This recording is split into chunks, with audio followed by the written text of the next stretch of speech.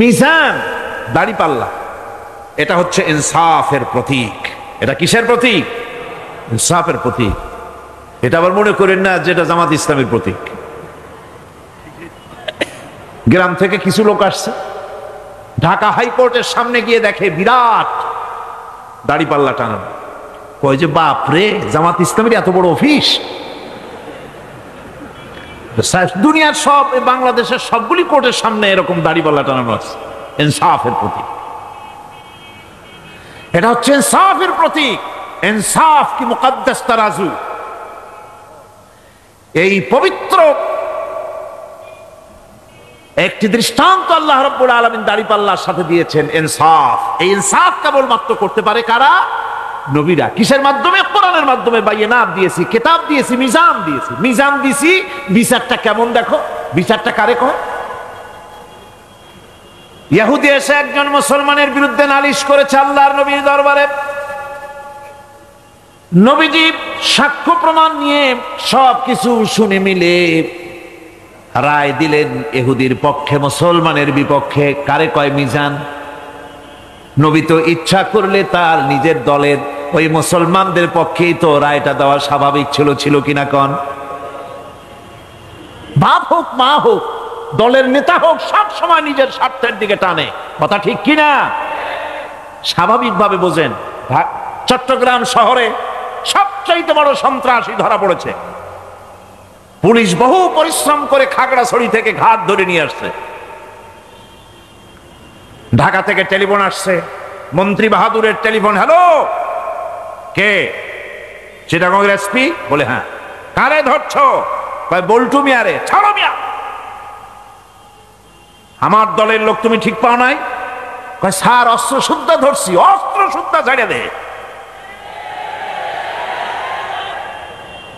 এই জন্য পৃথিবীর সাধারণ মানুষের কাছে ইনসাফ পাওয়া যায় না। যায় আল্লাহ পাক বলেন, আমি নবীর কাছে মিজান দিয়েছি। সুবহানাল্লাহ। কেমন মিজান দিলাম? নবীজি বিচার করতেছেন, ইহুদির বক্তব্য শুনে মুসলমানের পক্ষে রায় না দিয়া রায়টা দিলেন ইহুদির পক্ষে। মুসলমান বেচারা অসন্তুষ্ট হয়ে গেলেন।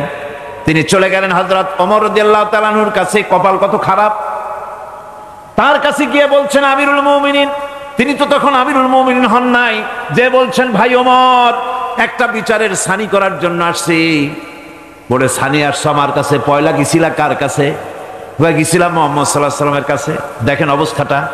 সবকিছু শুনে মিলে আমি মুসলমান, চান্দা দেই, জিহাদের পয়সা দেই, সাথে সাথে থাকি, জামাতে নামাজ পড়ি, জিহাদের ময়দানে যাই। বিচারটা আমার পক্ষে না হয়ে রাসূল ইহুদির পক্ষে রায় দিয়ে দিলেন। এটা একটা কথা হইল নাকি? আপনি বিচক্ষণ মানুষ, সবকিছু শুনে মিলে আপনি বিচারটার সানি করে দেন। হযরত ওমর বলেন, বাবাজি অপেক্ষা করো, আমি তোমার বিচারের সানি করতেছি, দাঁড়াও। হযরত ওমর ঘরের মধ্যে ঢুকলেন, তরবারি নিয়ে আসলেন। খাপের থেকে তরবারি বার করে হযরত ওমর বলেন, যেই ব্যক্তি আল্লাহর নবীর ফয়সালা করার পর তা মানতে পারে না, তার সানি করতে আসে, তার ফয়সালা তো এই রকম করে করে দিতে হয়। তরবারি মারলেন, গর্দান পড়ে গেল। এর নাম হচ্ছে মিজান, ইনসাফ। এই ইনসাফ কেবলমাত্র নবীদের পক্ষেই সম্ভব। কাদের পক্ষে সম্ভব? নবীদের পক্ষেই ইনসাফ করা সম্ভব। সেই জন্য আল্লাহ বলছেন, সমস্ত নবীদেরকে তিনটি জিনিস দিয়েছি, কিতাব দিয়েছি, বাইয়িনাত দিয়েছি, আর মিজান দিয়েছি।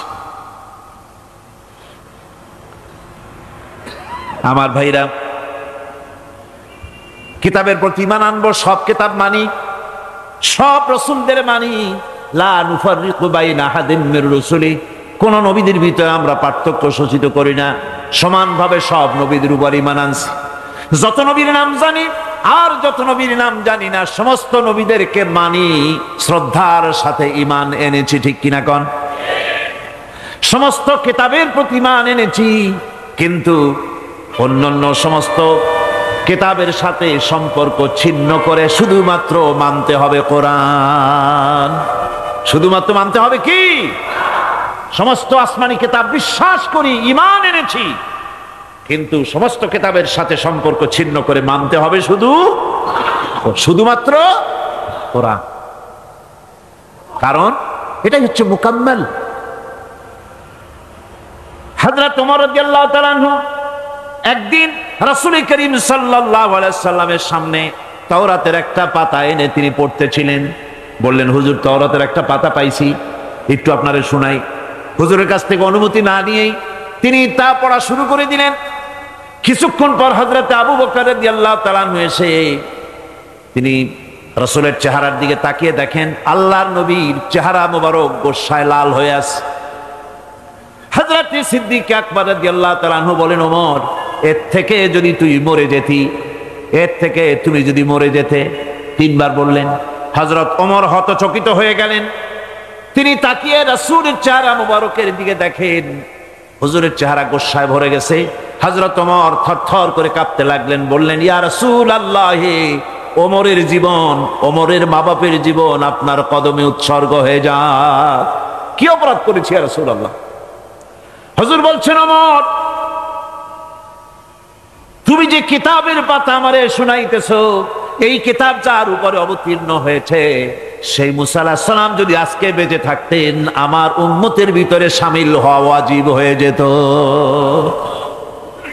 সুতরাং সমস্ত কিতাব থেকে সম্পর্ক ছিন্ন করে মানতে হবে কেবলমাত্র কোরআন। মানতে হবে কোনটা? আর ওদের ওই কিতাবগুলির সাথে আমাদের থাকবে কি? ঈমানের সম্পর্ক। কিসের সম্পর্ক? ঈমান ও আকীদার সম্পর্ক।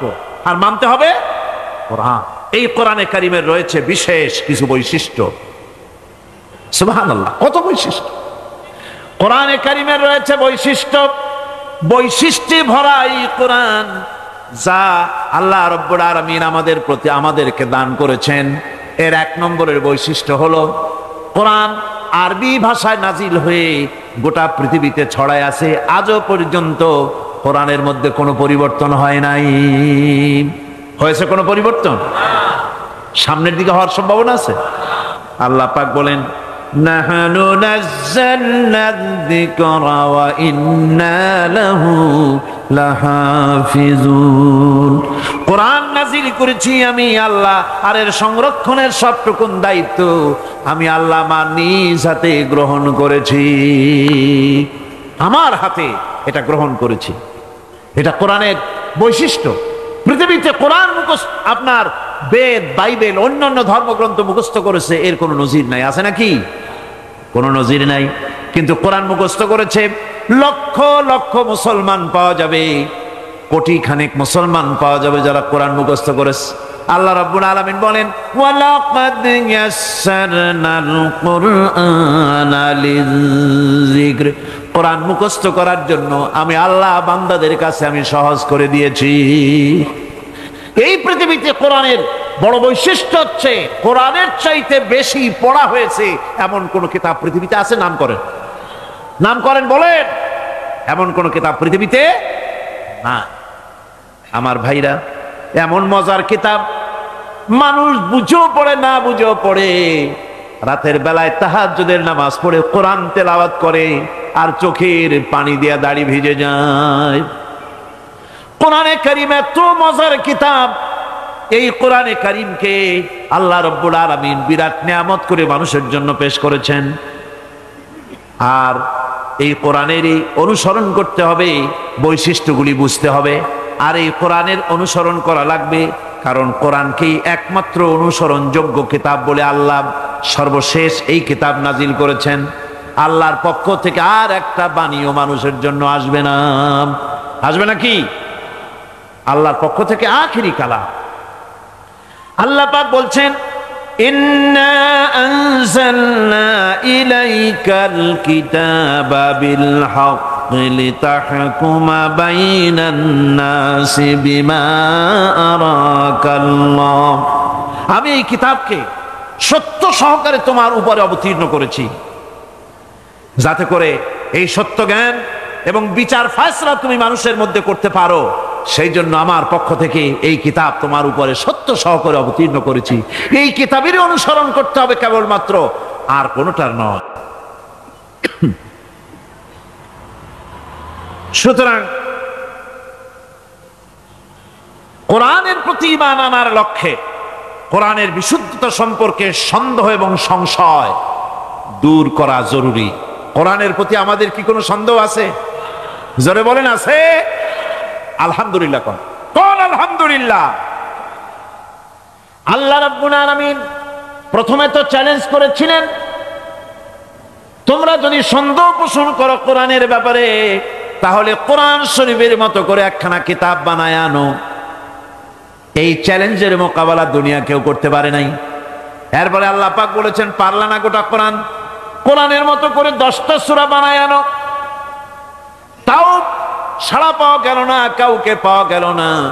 পরে আল্লাহ পাক সর্বশেষ চ্যালেঞ্জ করলেন, ইন কুনতুম ফি রাইবিম মিম্মা নাযালনা আলা আবদিনা ফাআতু বিসূরাতিন মিন মিসলিহি ওয়াদউ শুহাদাআকুম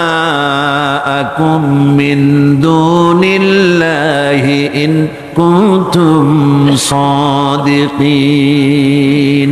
বান্দারে, যদি সন্দেহ করো যে এই কিতাব আমার নবীর বানানো, আমি নাজিল করি নাই, পারলে কোরআন শরীফের ছোট্ট সূরার মতো করে একটা সূরা বানাও। এই চ্যালেঞ্জ কত বছরের হলো?